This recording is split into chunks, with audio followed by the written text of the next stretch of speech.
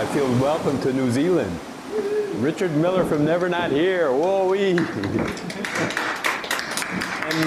just a little over two weeks here.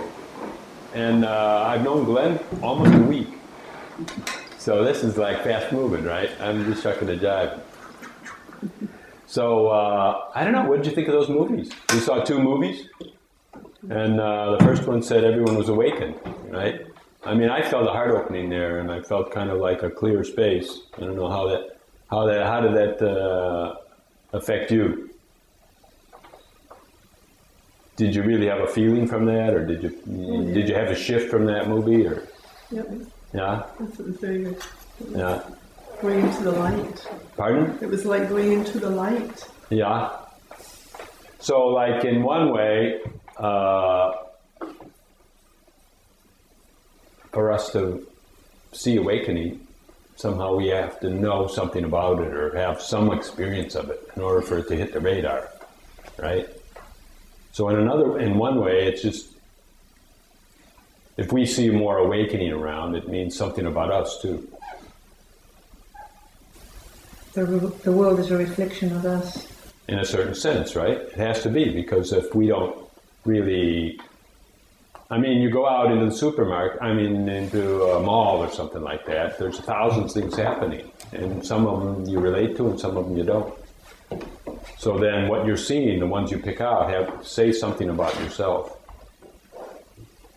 And I'd say that's what I call hitting the radar, or awareness somehow has to do with a previous experience, it seems, right? But all those guys were talking about an experience. And we're not having that experience right now. So then, what does that mean? That we should be somewhere else? That we should wait longer? That we should go into some kind of a process? That we should watch more movies? Maybe. In other ways, in one way, what I'm trying to say is like that movie led us outside of ourselves. And it really, I don't even want to say outside and inside, but it led us outside of this room, for instance. It led us away from our neighbors that we're sitting next to. And it took us to a kind of a dreamland. You agree? Mm-hmm. And it was in some way pleasant, right? Because we said, that's a dreamland I'd like to be in. And one guy said it perfectly, and then, I want to get back! Right? I don't know, is that what you want to do? You want to get back?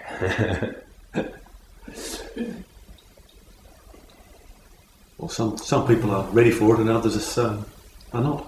Yeah. A lot of people, they live their lives unconscious. Some people here, that's why they're here. Because they see the awakening, or they feel that something is happening. Okay, and then the second movie, it kind of said that it gave a story about a creation, or a scenario of creation, and then it said at a certain time, man arose, and therefore creation was conscious of itself, right? But creation, I don't know. Maybe it was always conscious of itself. It just didn't tell the story, right? In other words, that man that arose, he had an abstract capability, right? Abstract capability is a capability to tell a story. And so then that movie told the story. And that was a demonstration of how we live. We live in an abstract capability that we can tell a story.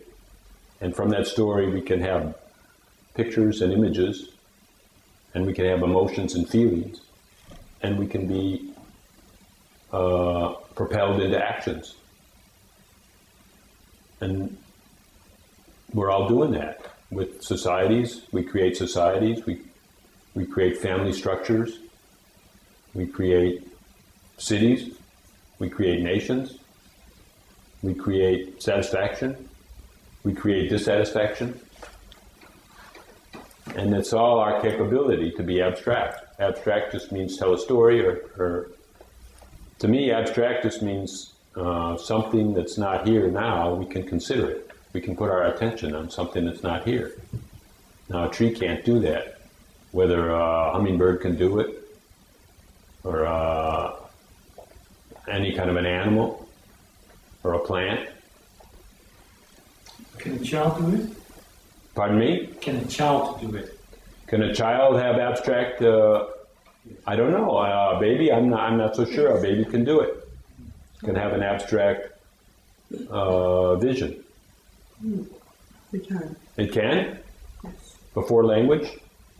Oh, I don't know if before language. He didn't say baby. He said, He said child. A child. Okay, a child can do it. Yeah. Yes. I was thinking of an infant.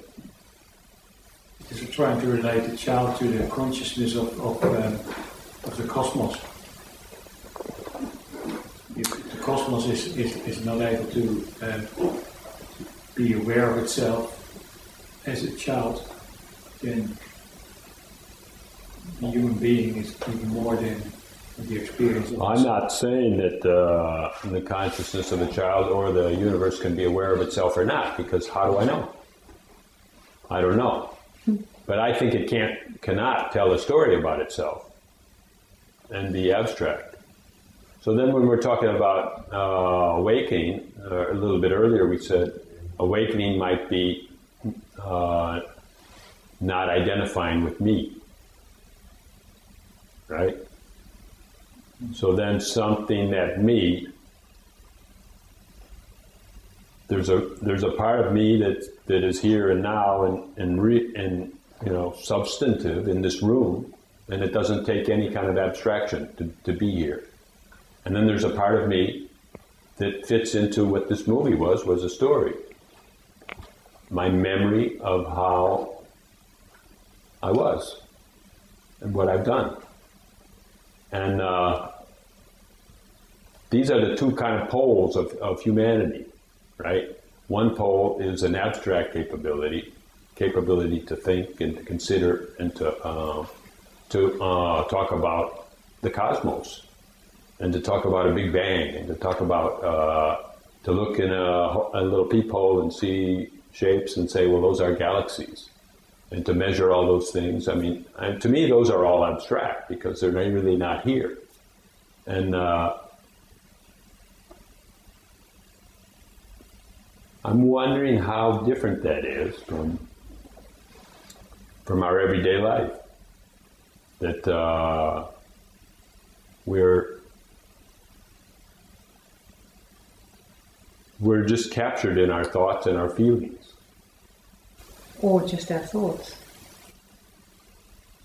Just our thoughts. But aren't people captured in their feelings too? Yeah, so when I see those images of nature, of those animals, it evokes a feeling. And it opens up a heart space. They're beautiful images. They were very images, beautiful. But just besides the images, the image itself brings a feeling about it. And it's not because it's just beautiful, but because of the relation I have with the animals, the relation I have with nature, the connection I make with that opens up that place in me which is of nature. I'm not separate from nature. You experience all that is. Yeah. Through the image. Okay, there was other images that said that there's some kind of destruction in the planet, right? That man is busy, and that what did he call it? Mass extinction. Huh? Mass extinction. Yeah, no, it was pretty cute because he said something about, I lost it, I guess. Anyhow.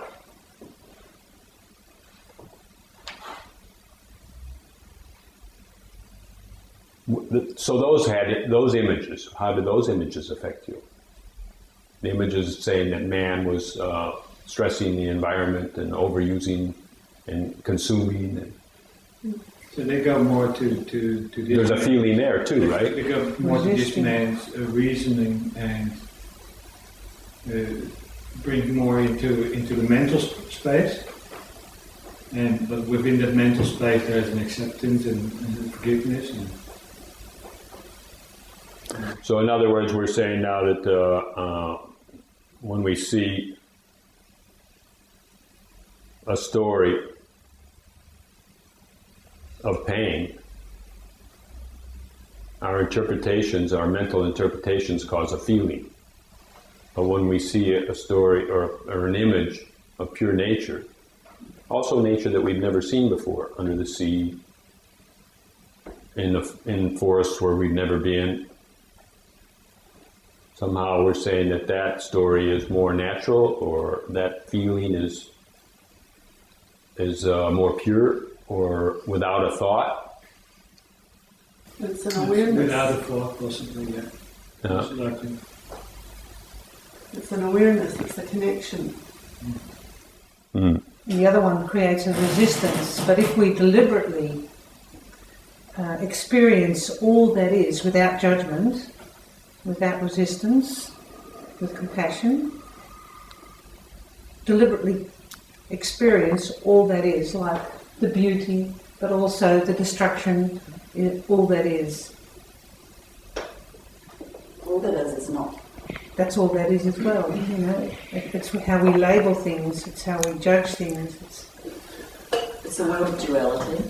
Let me just tell you a little bit about how what I'm doing and how I've given my life to certain activities, and really I'll give you a little background on what's happening with me. But I got interested in telling a story, mostly out of business, and I wanted to tell a graphic story to help my business, right? And so that propelled me into video, because I thought I could show products, I could show services, I could show things that I wanted to do, and I started to pick up on ways to actually produce that myself. First I tried to get other people to produce it for me, it didn't work, and so I said, well, I better do it myself. And from that I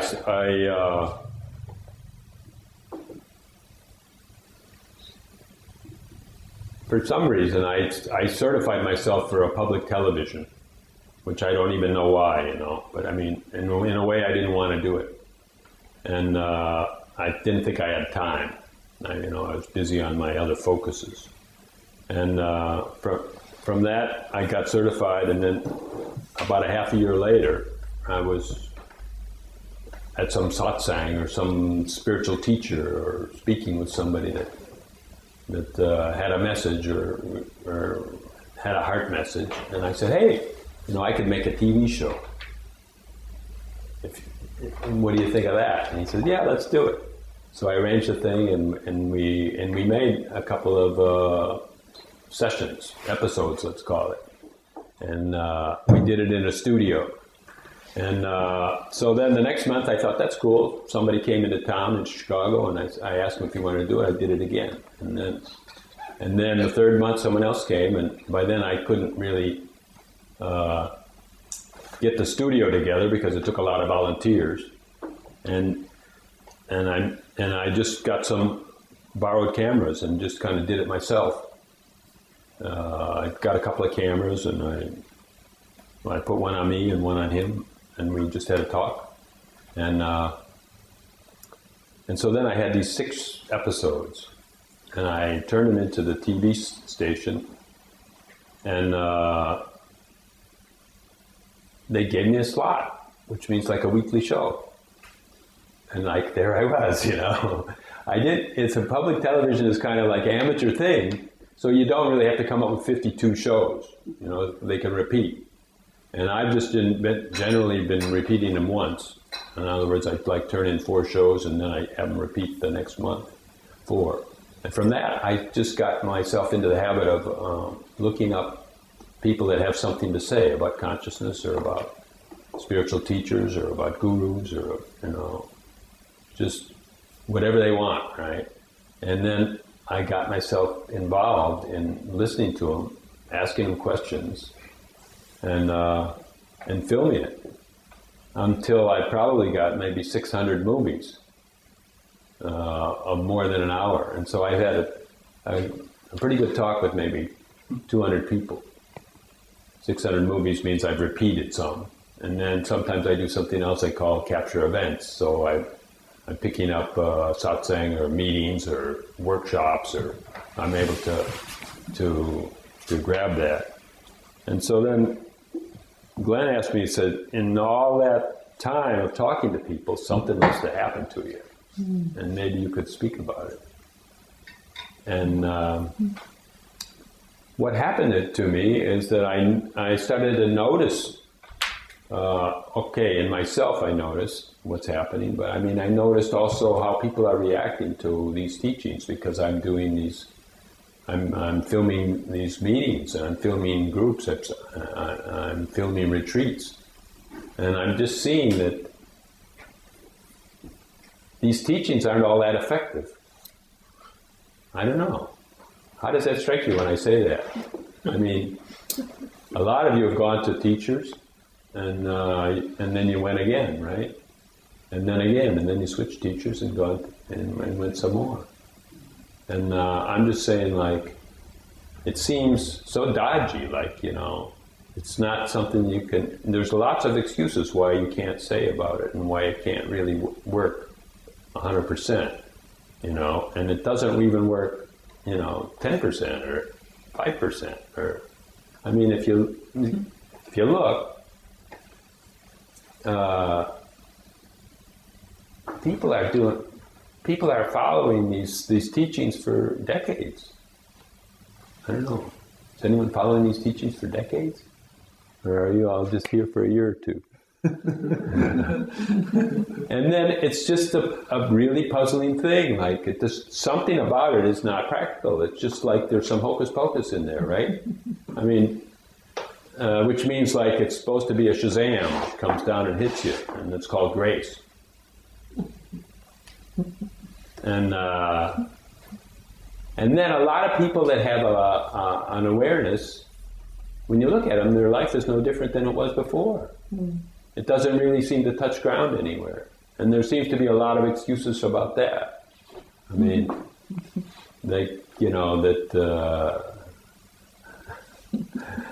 what's a good excuse? They just say,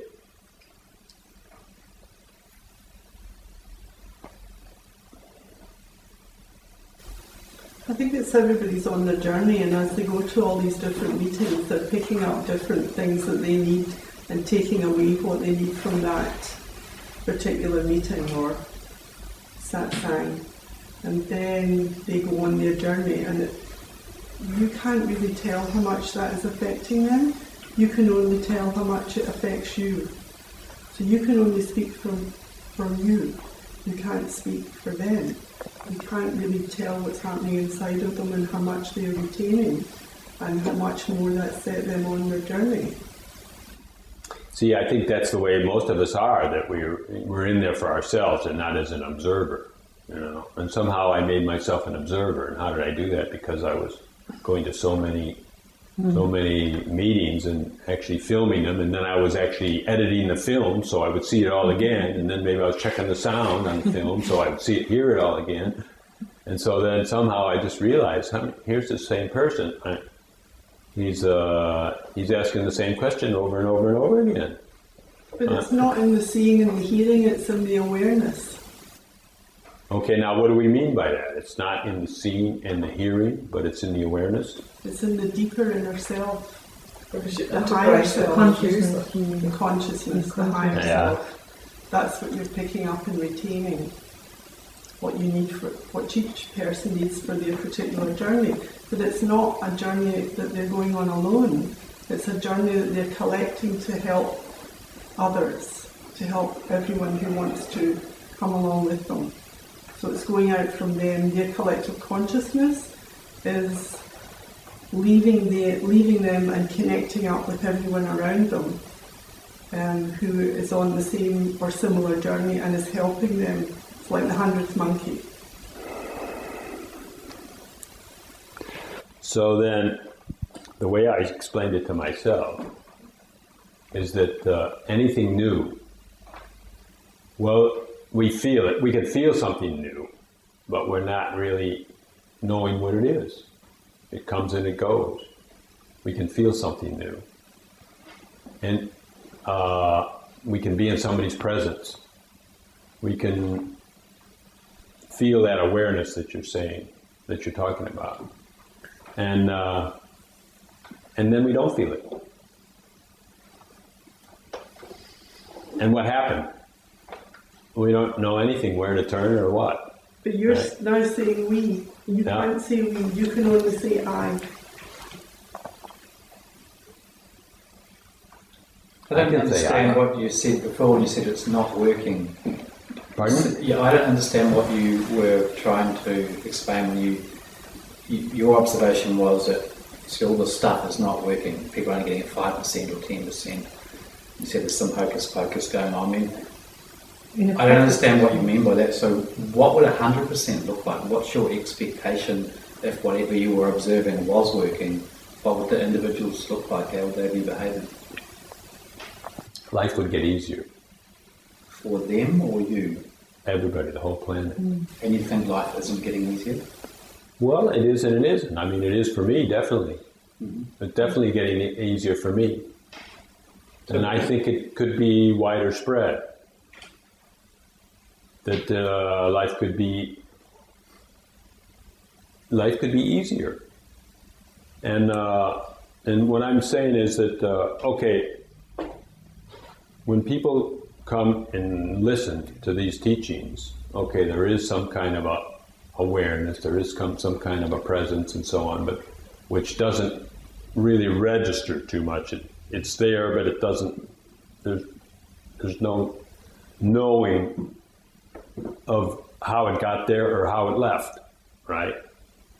The mechanism is not visible of actually how you walk into that and how for some reason you walk out of it. And so then there's speaking that happens, and that speaking is new, and anything new is a concept or abstract, like I mentioned about the movie. The movie is a story, and it's abstract, and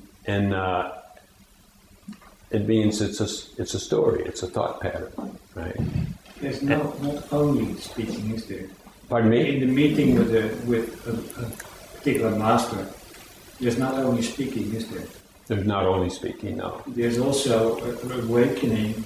Just, well, let me use this example. For me, it's an awakening, and that, for instance, what you do, traveling around the world and meeting these masters, brings up that it sounds something like I would love to do. And you're an expression of this one doing it. So that's already a betterment of the world, a betterment of the earth, because you're doing it, you love doing it. The consciousness culture of humanity has been conditioned from birth. And of course we come to all these things, but unless we can apply, like it's a discipline, to ourselves, our teachings, without it just being on a mental level to start off. You go, you get it, then you go back into your lives, because to change a habit, and we're wanting to change a consciousness, we're shifting through consciousness at this point in time, but because from birth onwards we are indoctrinated into a specific duality system, because that's how the mind works. We think positive 1 minute, negative the next minute, and so we flick all the time. So we can come and get inspiration and then go back into our lives, and it's like putting your clothes on in the morning. It's just an automatic, unless you're so disciplined that you can really apply those teachings and techniques individually, that will then create the collective consciousness of humanity.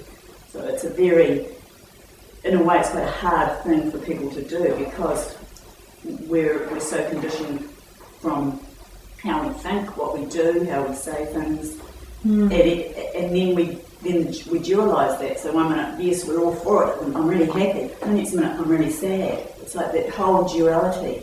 So it takes the individual to really be disciplined in understanding their thought, feeling, reactions to life, their life, and getting rid of the identities, like Eckhart Tolle talks about, getting rid of those identities. But it's a study in itself, it's an application in itself, and everybody goes to work or has families and things like that, so it just gets watered down. But still, if you go to work, and still if you have your families, you can still go, you can decide to go off automatic pilot the moment you're aware that you're on automatic pilot. You have thought, feeling, reaction, the boss will say something to you, and automatically you've had this You don't reaction. have to. No, you've got to be so aware though. Yeah, that's right. So Yeah. when you have that reaction, you can immediately stop it. And I like the magazine, One Smile. One smile. It's one smile, you know, and just makes a hell of a difference. That's beautiful. So we're all conditioned from birth. So, and that's where I would like this teaching to go. You know, that's where I would like to see it go, is to become aware of the mechanism of that conditioning. How did we pick it up, and where is it?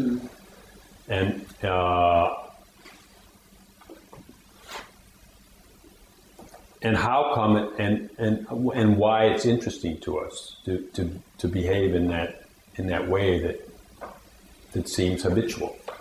And I believe, with my own experience, I've just seen that it's totally possible to see certain mechanisms and not really, you know, there's no way to say what mechanisms are still operating, but you could see little by little, see how mechanisms are happening, and mechanisms of belief structures, and how they come in, and how they actually activate us in robotic ways, and we use so much jargon like dualistic and non-dual, you know, and what do we know about what that means? You know, this is like so much frosting on the cake, you know, that I'm not so sure we'll ever get into the cake.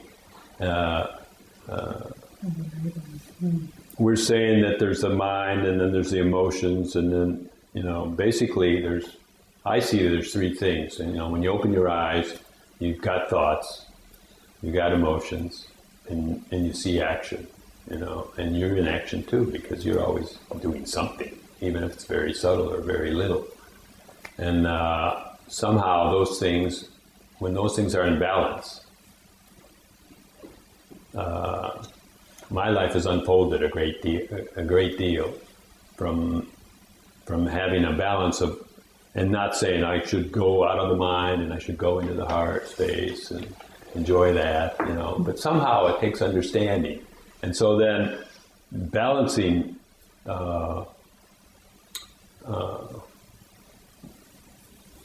and seeing the relationships between thoughts and feelings, because for me, a feeling, I believe all feelings come out of a thought or a belief structure. Yes. They come out of a story. And I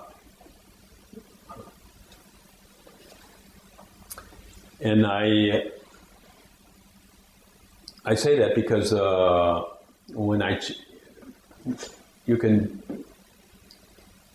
take an event or something in your life, and you can realize the story you're telling yourself about it, and if you could shift that in some way, shift that story, it's a whole other feeling.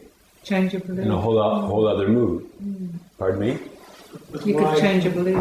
Yeah. why go to the story? Why not eliminate the story? Why not be no story? The story's there. The thing you spoke about is always an exchange of energy. It's unlike moving energy, it's exchanging energy, but it's always energy. And the story is only related to our identity. And that's what we're conditioned to become, as an identity. If we go beyond our identity to our true being, then there is no story necessary. You have to tell a story to go beyond who you are, though. That's what Louise Hay's message is about.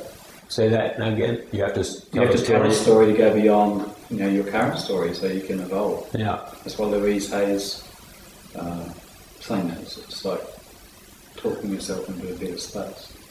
And then maybe that's the reason to be. So when you look into abstractness, like everything we've said tonight is a story. Everything that in the movies, the idea to go beyond the story and just to stay with the feeling is an explanation. It's an overlay. And really,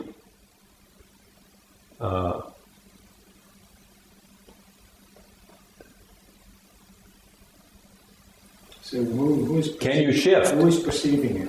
That's the question. Who is perceiving it? Who has the awareness? Is it my identity? No. Is it my consciousness? It's the I who says I. It's the connection to spirit. It's the connection to source. And that's what's missing from the conversation. Is that you don't only have to go beyond your current self to a future self. There's a connection back to the source. The thinker has the thought, so we're caught up in thoughts. Mm-hmm. To see that and recognise that, then the thinker is the source of consciousness. We all have thoughts, but we get caught up in the thoughts. So who's actually realise that they get into that space where the consciousness thinks the thought, you're the thinker, but not the thought, because that's it. Well, we can do an exercise right now. And just be quiet and deliberately stop the mind. Surrender all judgment or whatever, and then be the present moment. It's so beautiful. Like what we're saying, Blah, blah, blah, blah. We're saying, it's so beautiful. It's just really so beautiful that everyone is offering and sharing themselves and being received. And there's a lot of spiritual wisdom, right?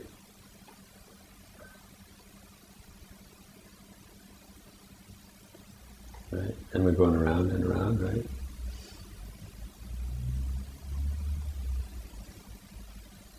And yet something is allowing all this.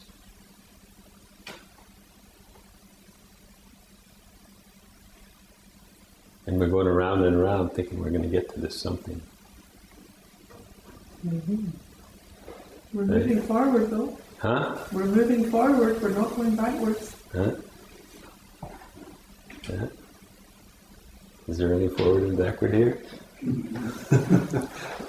Right? It's really so beautiful because we just did it. We just talked ourselves right out of it. Of the abstractness. Are you feeling it? Mm-hmm.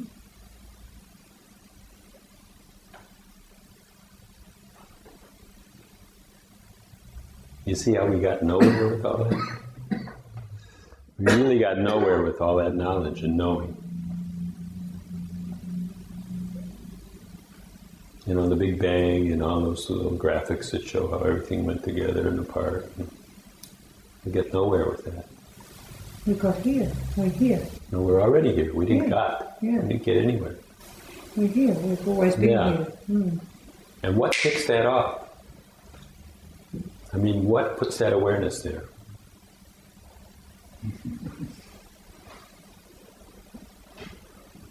I don't know.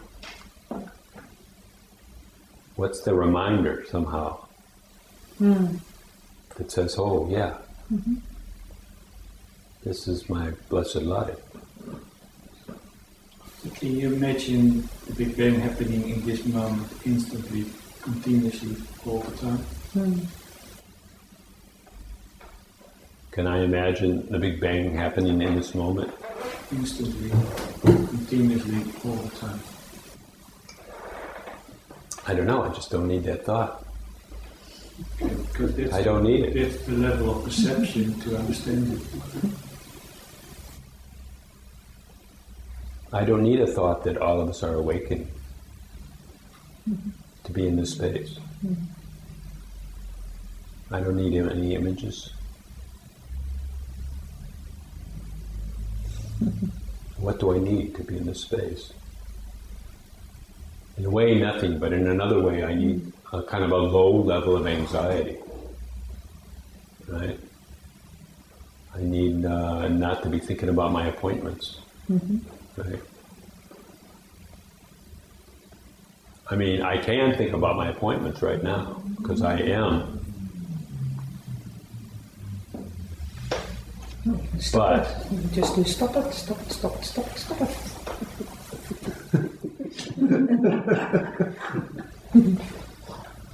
All the time. Maybe I need some kind of like a positive thought to get to this space. Because the negative thought seems so it has so much necessity behind it, right? And it just pushes me into some kind of a focus that is very narrow.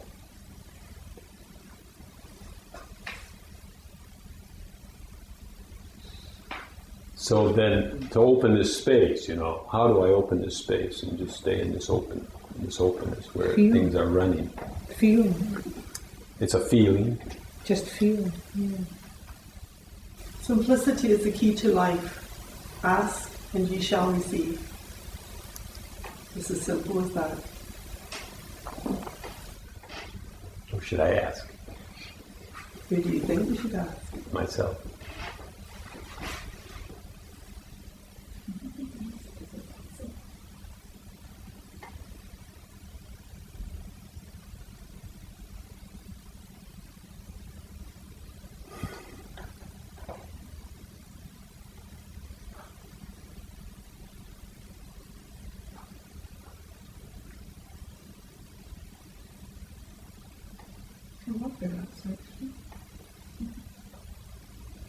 Lots of times in these meetings, we start with silence.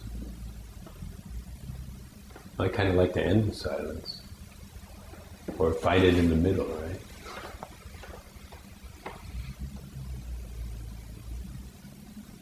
And talking can happen with silence.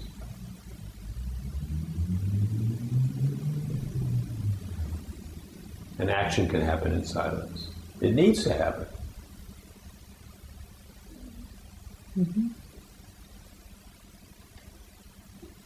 And thoughts and planning happen in silence. One person said silence was all sounds put together. A lot of times explanations are useful because of the effect they give, If somebody says silence is all sounds put together, then we're not trying to run away from any sound. We're just allowing them to pass in and pass out. So then it's just another explanation, it's another story, but somehow it has a good effect. Just allows ease.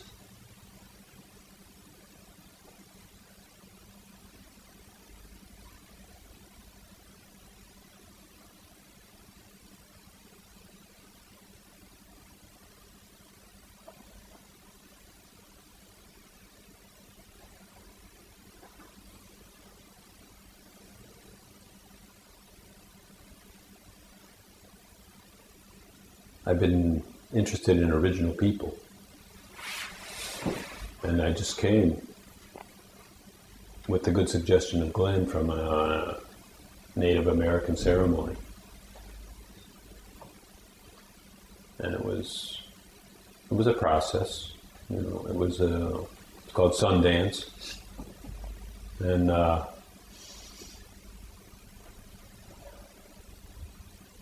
it utilized a lot of things that we as spiritual students recognize. Vibrations and drumming and chanting and movement, and also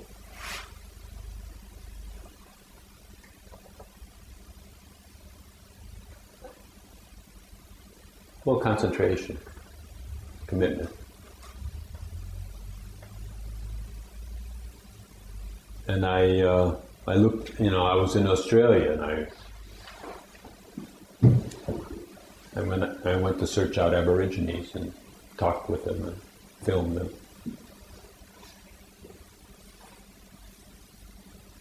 And I'm interested in the Maori, of course. And yes, I find a lot of injustice.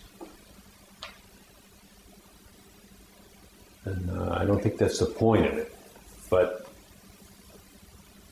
I find a lot of our conditioning there as colonial people. We're colonial people. We're people that don't really know what the Aboriginal experience is.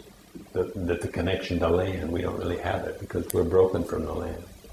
We can say we appreciate the forest and so on, but we don't have 30 generations that lived on the same land. And we do somewhere, but we don't know where it is, right? Somewhere we were, and somewhere we had 30 generations, and somewhere they were on the land, right? And we don't really know what that is. But what I'm finding is that what we do have is we have a giant numbness about how we treated other people. Mm-hmm. And that numbness is a closed heart and a separation. And that's another thing that I want to use as like a technique or like a spiritual practice. To show us, to put up on the table without any guilt or without saying you have to make something of this. To show us that we are treating people wrong, that we are creating pain, and we're not so innocent just because we're not out there carrying a rifle in a war. Somehow our nation is doing strange things, even in our own country, even with our own people, which in this case the Maori, in the case of the Australia, the Aboriginal, and I feel like if we can accept that, if we can kind of like acknowledge that, if we can kind of like say that no, we're not for that, we can stand in the square and just say, we don't have to make it our life work to beat down all injustices, but if we just blind ourselves to it, somehow that we do that by numbing, and that numbness is what really makes it so weird and so difficult to see who we are and to live in this space and to feel our connection with one another. Yeah, and ourselves. Yeah, because like numbness is not a surgical operation, it's a blanket. It covers everything. And it gives, in a way, a comfort, but in another way, it takes away all our joy. And that's something that I want to expose and use as part of like a greater awakening.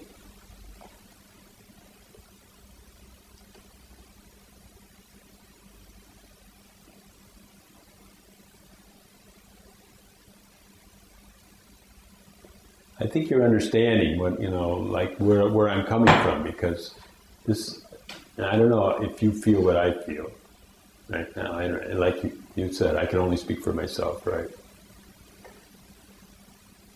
But how we were speaking and how we were all sharing in the space of sharing, somehow, for me, everything just popped. And then we saw what's here right now, with no practice, no explanation, no words leading us into it, no guru standing up here, just because we are who we are, humanity. Mm-hmm. And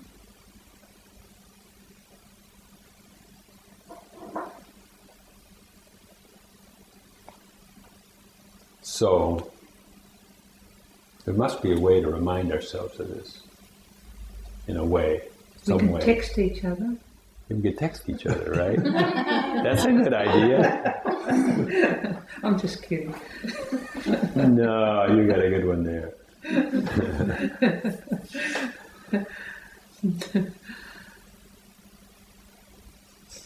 And somehow it's happening with me, you know, I'm reminding myself of it. But it's not like I'm doing anything. It's beyond a doing. And I would like to share that, right? You know, like, I would like to find words to share that, or find a way to point toward that. Surrender? And somehow it doesn't have, you know, I would like to do it without any jargon or any words that have been used before. So I wouldn't like to, I don't want to say surrender really. And it's something about living easy in an openness.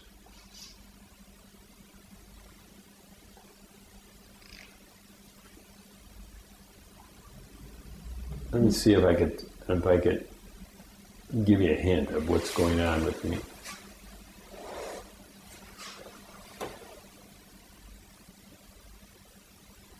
It's something about seeing through neediness. You know, what do I need right now? Do I need to speak more or say things more clearly? Or I don't need any of that. I see through it, right? Just saying that just kind of throws me up into a bigger space. You know? So something in your life. So maybe I'm cheating because like I'm retired.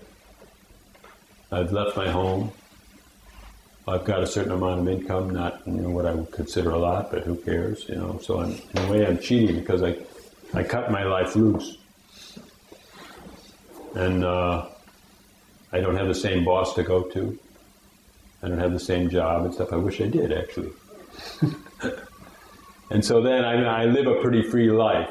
And I'm just saying something about that freedom and not really, you know, a less of a level of concern about my daily movements and what I'm going to get done. I've got tremendous energy. I've got tremendous health. It's just coming out of this.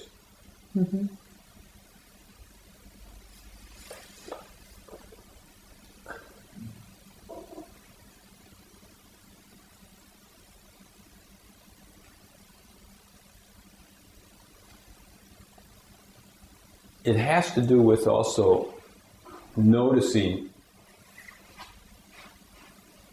tension and restriction in my life, you know, and not being that interested in it anymore. Because I used to define tension I'm an engineer, so then tension is like, it's like the root of all movement, of all energy, is tension. There's a tension, like there's a tension between the outside cold air and your heater that has hotter air. There's a tension there that the heat flows toward the cold parts of your house. It moves. Every movement has to have a tension to make it go. And I was thinking, okay, tension within me is a good thing. You know, I was defining it that way. I was defining it like muscle tone.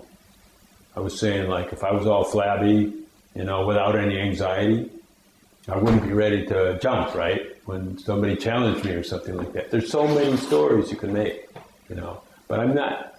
But now I'm just looking at it in totally the other way. Like, I'm noticing when there's like a closure or a constriction, I'm saying, do I need it?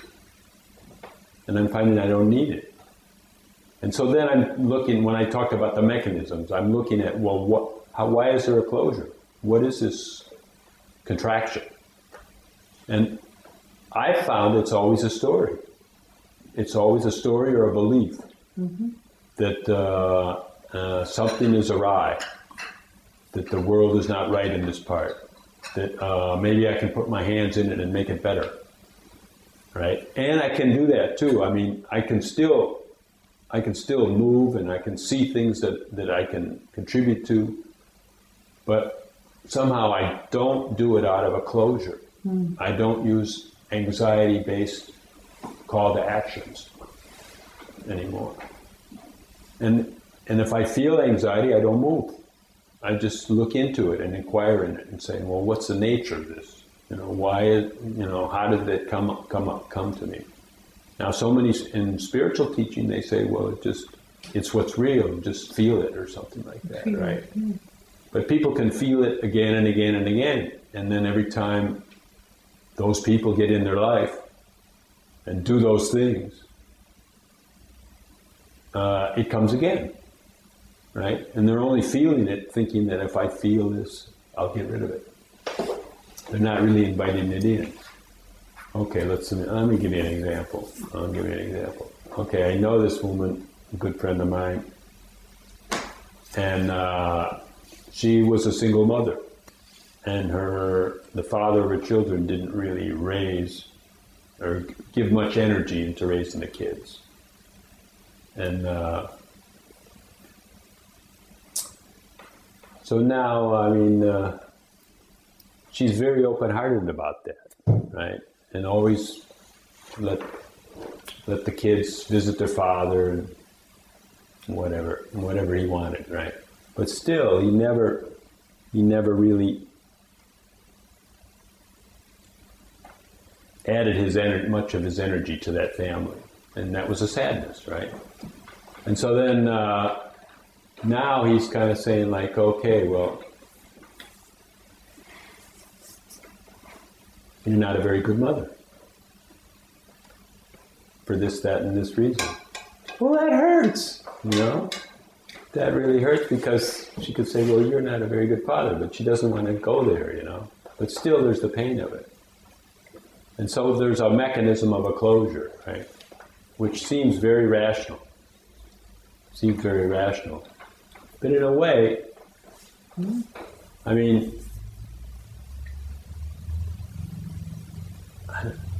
when we talked about it, we just saw that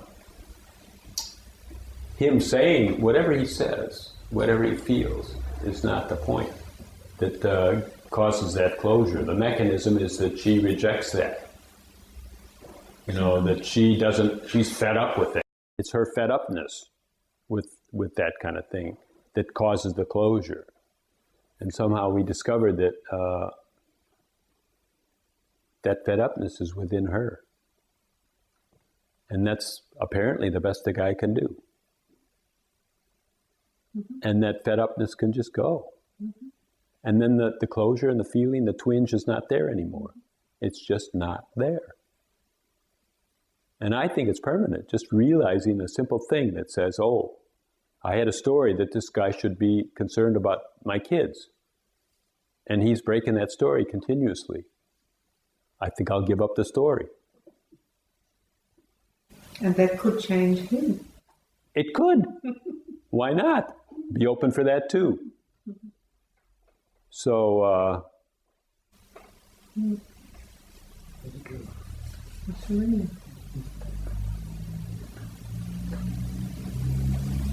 Giving up the expectations. Pardon? Giving up the expectations. That's right. Expectations. Attachment to outcomes. Attachment to outcome. Emotional habit patterns. Say that again, emotional? Habit patterns.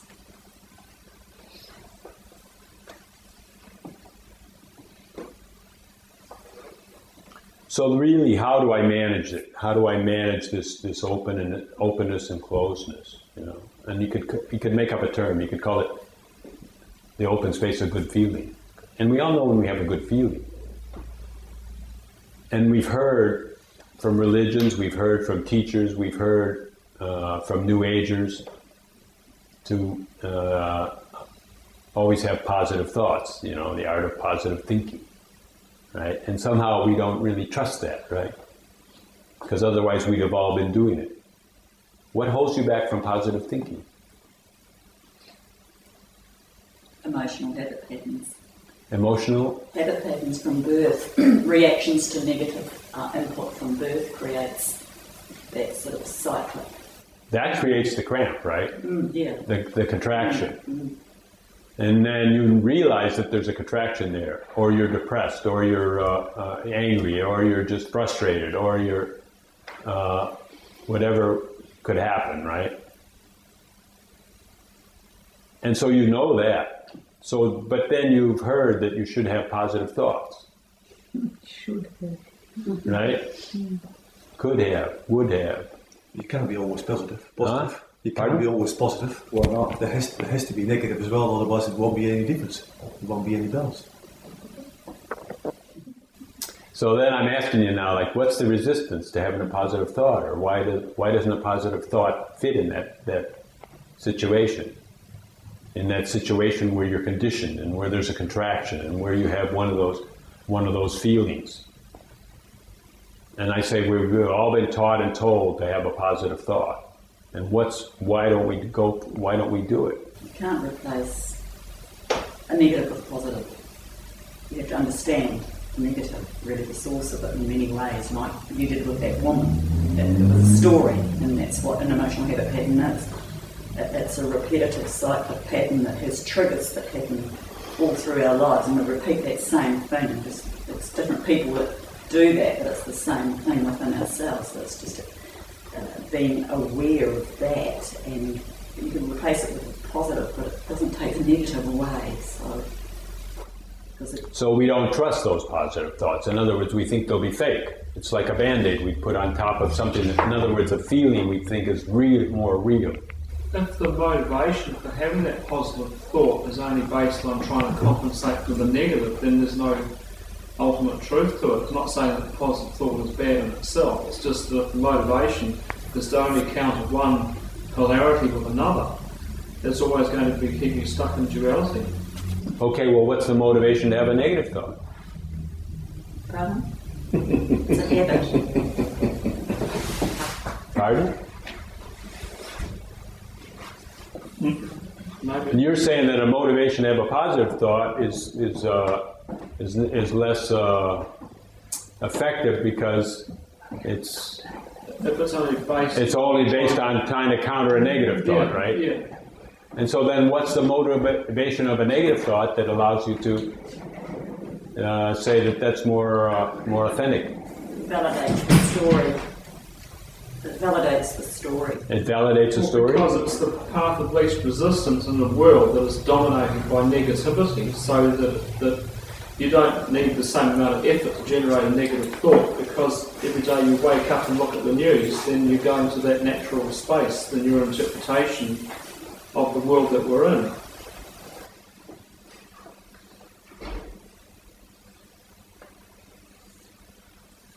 You're saying that the world... Run that one by me again. The world has a tendency to go toward negative thoughts? Is that what you said? Yeah, that would be, it's like the path of least resistance.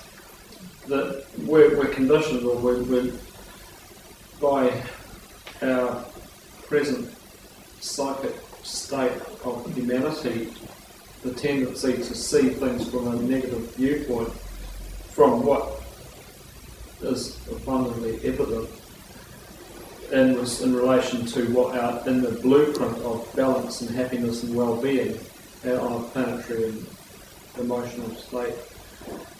It's not hard to make that as your natural way of relating to the world. So right. it's like... So somehow you believe in it, right? Yeah, because it's the easiest place to go. Yeah? Maybe that's just me. You can say no, huh? I think that's an individual. You know, that's where he's coming from, and we all come from our own space. So we can only look at the world from where we are and where we're coming from. And we all look at the world. We all see it in different ways. Mm-hmm. I just wanted to bring it up, like just to talk about what is the resistance to a positive thought, because I think that we're saying it's not real because the negative thought really, look at these actions, look at those people mistreating each other, look at the thievery and stuff going on here, look at how the government's doing all this stuff, and that seems so real, right? And then there's a bad feeling about that, right? Because that's a closure or some kind of like injustice or some kind of pain. And pain we reflect, we can feel pain. And so then we're saying, well, somehow that must be a real thing. And if I just put a positive thought on there, well, that's the best that guy can do. Or, I don't know. It doesn't seem, it seems like a Band-Aid fix or something that doesn't really affect my life. But what I'm just saying is like, okay, before I was saying like, maintain an openness, maintain a lightness, and how do you do, and I call it the open space of good feeling. And how do you maintain that? With a positive thought. Keeps you open. And a negative thought gives a contraction. And so then I'm suggesting that, notice these thoughts when you're in negative thoughts and ask yourself, am I really interested in those thoughts anymore? Am I interested in this, operating out of this closed? I'm sharing that, like, what's changing my life so much is that I'm not moving from contraction. And I'm suggesting how to do it. And I'm suggesting that it's not like any kind of a permanent thing. It's just this moment. In this moment, you could say, I'm not interested in moving from a contraction. And I know things have to get done, right? And I know justices have to be righted, right? And but I don't want to. But I feel like, as an experiment, I feel that if I try to right injustices through anxiety, so it's just becoming more unjust. Add to it. You're just getting more unjust. Yes. You're actually not helping them, and you're not helping yourself. Yeah. You're feeding it. That's the experiment, right? And I'm just going to call it an experiment, because let's just not talk in absolutes, or I'm not trying to say this is right or that some other way is wrong. Let's just say this is a possibility that you can experiment with your own life, right? And you can move from an open space, right? And that's what we want all our government and our community and our family to move from an open space. And to respect each other, right? We can do that when we feel each other. And when we close off to each other, and when we numb to a great part of society, when we numb to the Aboriginals, when we numb to, and then we're closing off, and we really can't feel each other. And so then we can't really run this experiment. And so then that's what worked for me. That's my magic medicine. And then that medicine, what does it do? It puts me right here, right now. I'm in contact with you. And I can do a practice. I can do Vipassana retreat. I can go here, I can go there. I can see gurus and I can do all that stuff. But I don't have to do anything. Because this space comes before. This space, and I'm just going to call it the open space of good feeling. And we know when we're having a good feeling. And so then I'm suggesting that a positive thought is going to keep that space open. And that you're going to be most effective with that open space. You're going to be most effective in your life. You're going to be most effective in having in staying in presence and being here now. You're going to be most effective in running your family and doing your job without frictions, without anxieties, without angers, and it doesn't really matter how you explain or what story you tell about enlightening, awakening, or what jargon you use, or how you say that we're all oneness. Or how you explain how the universe went together and how consciousness is growing, and none of that stuff really matters. It's just kind of like an openness that you can totally manage. Tell me. I'm just challenging the assumption that pain and contraction and negative thought is anything of less value in entering into presence than staying in a positive open space. How do we know that one is of less value than another? It's like Eckhart Tolle was just ready to commit suicide.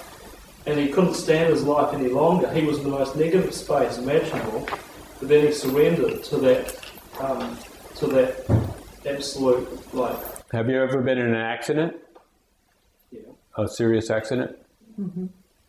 And did that take you into presence? Yeah. Yeah. So it's Right. like, Is that a good method? It Is that how you want to do it? affects your physical if you're doing it through Huh? negative. If you're not staying open, then it affects your physical body. Absolutely. You become unwell. If You could don't- become unwell. Yes. Yes. Right. So Then you got more reason to close, right? If you Because you got fear. It's a loop. Totally calls it the pain body, right? So then, I mean, you're right that people pop. You know, they go frantic, and then all of a sudden it's just too much, and it all just drops. But I don't know if let's just ask ourselves. You know, in one time when people had swords and stuff, and they would sword fight and whatnot, I suppose they could freak out and do not too much damage. But now I wonder if the world is elastic enough to have everyone freak out and just go beyond the limit, you know. And people have rocket launchers on their shoulder. And, you know, I don't know if the world could take that. So then I'm hoping there's an easier way, you know, and that's what I want to promote. And so then I'm not really going toward any kind of a jargon. I'm not going toward any kind of practices. And we can all do them. We are doing them. This is a practice. I don't meditate, but I'm meditating. I just fall into it. It just happens. You just do it. It just happens when I look in somebody's eyes. So what I would like to see is Thank you. demonstration. A demonstration of that. A demonstration. Demonstration of that openness. Didn't we demonstrate it? This man here in front of me demonstrating that openness. Not talking about it, not reasoning about it, not coming from the identity, but demonstrating that openness. I think we demonstrated it because, I mean, we were talking here and here, we were sharing, I was saying things, and then for me it just kind of flipped open. And I don't know if you all felt that, I think some of you did. And that was the demonstration for me. It was so beautiful. Did you receive that? Well, we have gone away from that again. Let's go back to it.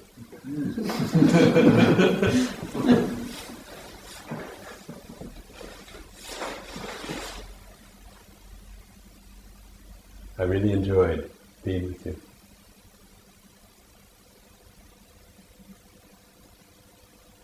I really enjoyed trying to say something that was as simple as I could say it, even though I brought into it with some turmoil and complex and confusion, right? Because like that's really it, huh? I like the end bit where you explained it. Yeah. You know, isn't that where we need to go? Is into confusion? Because that's what we said. You know, what you said. It's even Eckhart Tolle. He couldn't stand it anymore, right? And so then we're going this way, we're going that way, and then nothing seemed to put together, nothing seemed to fit, and then they all just stopped for me. I don't know if that happened to you. Well, that's when you grow the most. When you're at your lowest point, that's when you grow the most. When you're at your lowest point, that's when you grow the most, because that's when you're really asking. You're focusing on your higher self and the divine force, and you're really desperate. So that's when you really come into yourself, and that's when you have the chance to grow the most and open to the bigger picture. I'm saying you can grow with or without that, because again, at your lowest point is at the point where there's the most stress, right? When you're believing in yourself and you're stressed with yourself, and So that can be the awakening point. that can be the awakening point, right? But do we all have to go through that? Maybe it'll come. Possibly. Maybe it'll come. But I'm just trying to say it can be easy too. Yes. Life's supposed to be easy. It could be easy. It's supposed to be easy. Not supposed to? It is supposed to be. It is supposed to be easy. Totally. And as long as we're looking at all the things that we don't want, we're adding to it. But if that's giving us a feeling of, oh, I don't want to be here, that's the warning light to say, right, now what do I want? What situation would I like to see for them? How would I like to see that? That's the key point. That's always been the key point for me since I started to get in touch with what's actually going on inside me. And a negative feeling is a warning light. It's a red light. I'm out of touch of who I actually am and what I'm choosing at the moment. Now I can choose something that I do want. I should have talked to you a long time ago. You would have saved me a lot of films. Yeah, a lot of words. Yeah, right. So, I think we... But I did like the bit about what I did feel touched me was the injustices with the Indigenous people, and you know how we can be more aware of how the pain that we're creating there. That was my answer. All over the world, you know, because we have navies, we have fleets, we send them out, you know, we threaten people. You know, especially me because I'm a US. Me back to my, what goes on for me when I hear about the Maoris want this and that and the other thing, and so it sort of brought that home to me. It's like, hey, I need to start to think about what I would actually like for them to start to put that into a positive for me. Fantastic. Right. So thank you. Thank you very much.